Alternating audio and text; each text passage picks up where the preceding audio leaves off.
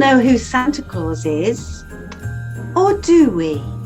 Surely he's the fat, old, jolly, white-bearded man, dressed in a red outfit trimmed with white fur, who brings gifts to good, well-behaved children at Christmas.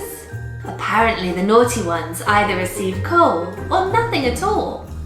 He is assisted by his elves who make toys in his workshop at the North Pole, and by his flying reindeer led by Rudolph, who pull his sleigh through the night sky. Upon landing on the rooftop, Santa Claus delivers the presents by climbing down the chimney and depositing these gifts into the children's Christmas stockings. Hopefully milk and cookies, or in the UK maybe a beverage and a mince pie, are waiting for Santa, and of course a carrot for Rudolph. The modern character of Santa Claus is based on traditions surrounding the historical figure of St. Nicholas, the English tradition of Father Christmas, and the Dutch figure of Sinterklaas. But hang on, what about Coca-Cola?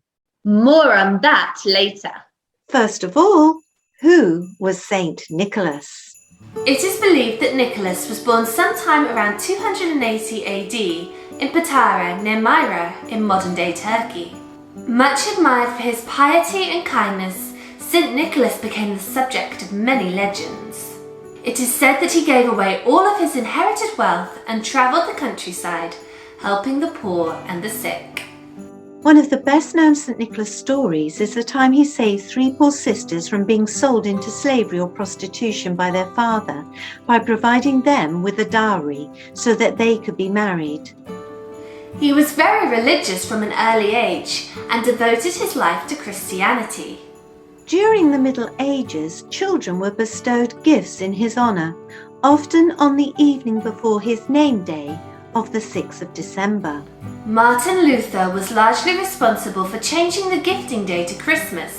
He wished to focus the interest of the children to Christ instead of the veneration of saints. Martin Luther first suggested the Christ kind, a reference to the incarnation of Jesus as an infant, as the bringer of gifts. But Nicholas remained popular as a gift bearer for the people. In the Netherlands and Belgium, the character of Santa Claus competes with that of Sinterklaas, based on the character of St. Nicholas. Here is our Dutch friend Anita from the YouTube channel OmaFarAway telling us about the traditions of St. Nicholas. There's a link in the description below to OmaFarAway's channel. Sinterklaas kapoentje, gooi wat in mijn schoentje, gooi wat in mijn laarsje, dank u Sinterklaasje. Sinterklaas. Our gift time in December, the evening of the 5th of December, is present time. And as I celebrated it as a child, it would be a very exciting time.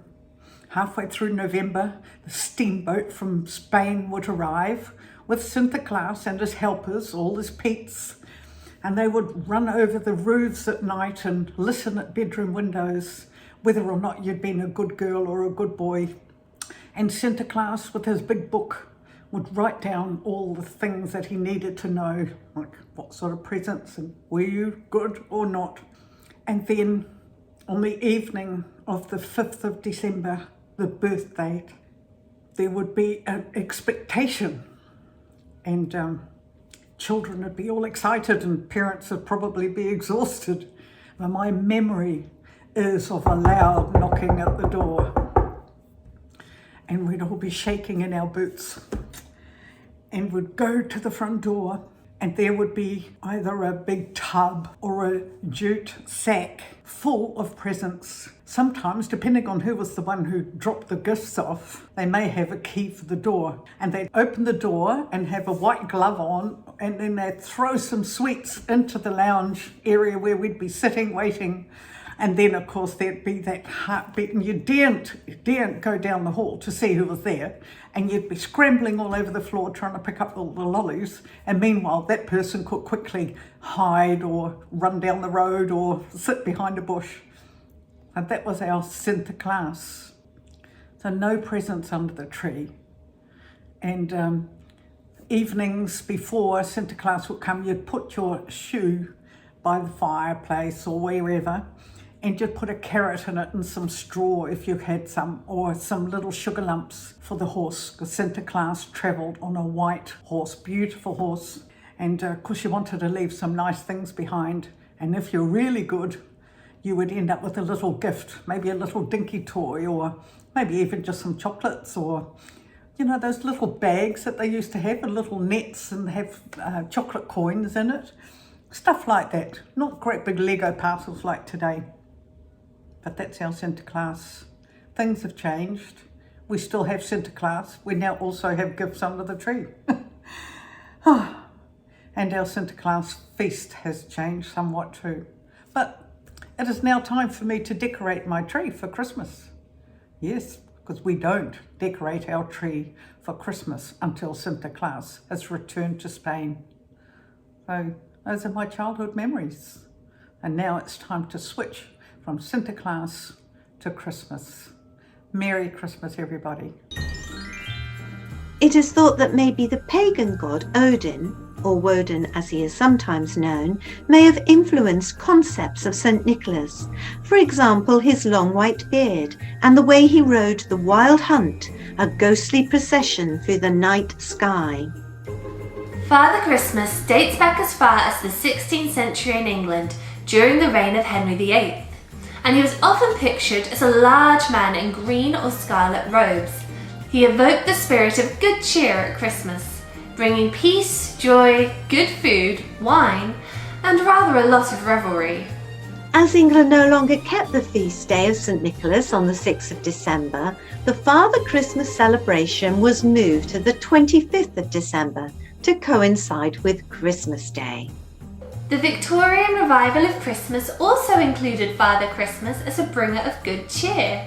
His physical appearance varied, with one famous image being John Leech's illustration of the Ghost of Christmas Present in Charles Dickens's festive classic, A Christmas Carol. For more about the history and origin of Father Christmas, you may wish to check out our recent video. Link in the description. Over the years, the English and Dutch versions of the gift giver, notably St. Nicholas, merged with the English character of Father Christmas to create the mythical character known to the rest of the English-speaking world as Santa Claus, which comes from the Dutch word Sinterklaas. In 1821, the book, A New Year's Present to the Little Ones from 5 to 12, was published in New York. It contained Old Santa Claus with Much Delight, an anonymous poem describing Santa Claus on a reindeer sleigh, bringing rewards to children. The image of Santa Claus became very popular in the United States and Canada in the 19th century, due partly to the illustrations by caricaturist and political cartoonist Thomas Nast. This is his 1881 image. Another big influence was before that in 1823, when a poem entitled A Visit by St. Nicholas, better known today as The Night Before Christmas, was written by Clement Clark Moore. In the poem, he is described as being chubby and plump and a right jolly old elf, with a little round belly that shook when he laughed like a bowl full of jelly. That's so cute. Yes. It also mentions the miniature sleigh and tiny reindeer. The reindeer were also named Dasher, Dancer, Prancer, Vixen, Comet, Cupid, Dunder and Blixen. Wait, Dunder and Blixen? Dunder and Blixen came from the Dutch words meaning thunder and lightning. They were later changed to the German-sounding Donner and Blitzen. And where's Rudolph, the most famous reindeer of all? Rudolph the Red-Nosed Reindeer was created over 100 years after his fellow reindeers. He was created by Robert Louis May in 1939. Rudolph is usually depicted as the ninth and the youngest of Santa Claus's reindeer, using his luminous red nose to lead the reindeer team and guide Santa's sleigh on Christmas Eve. Mrs. Claus is the wife of Santa Claus and is known for making cookies with the elves, caring for the reindeer, and preparing toys with her husband. She is mentioned in several publications from the mid-1800s. So what is Santa's connection with Coca-Cola? Was it Coca-Cola who were responsible for inventing the look and persona of Santa? Was it them who first dressed him in a red suit trimmed with white fur to match their Coca-Cola branding? Or is that all a myth? 2 of our subscribers were very keen that we mentioned Coca-Cola's connection with Santa Claus in our video. They are Larry B, a very supportive contributor to our channel, and our friend Dara from Magenta Otter Travels. The link to her channel is in the description below. The Coca-Cola company states on its website that Coca-Cola did not create the legend of Santa Claus, but Coca-Cola advertising did play a big role in shaping the jolly character we know today. In 1931, Coca-Cola commissioned illustrator Haddon Sundblom to paint pictures of Santa for their Christmas advertisements.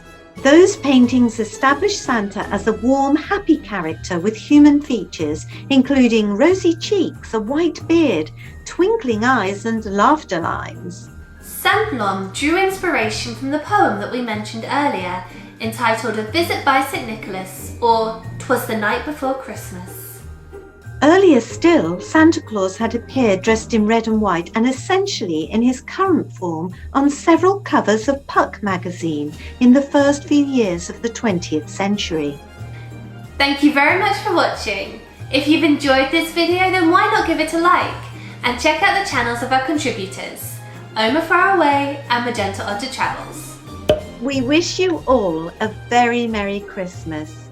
Oh, and make sure you're on Santa's nice list. Ho, ho, ho.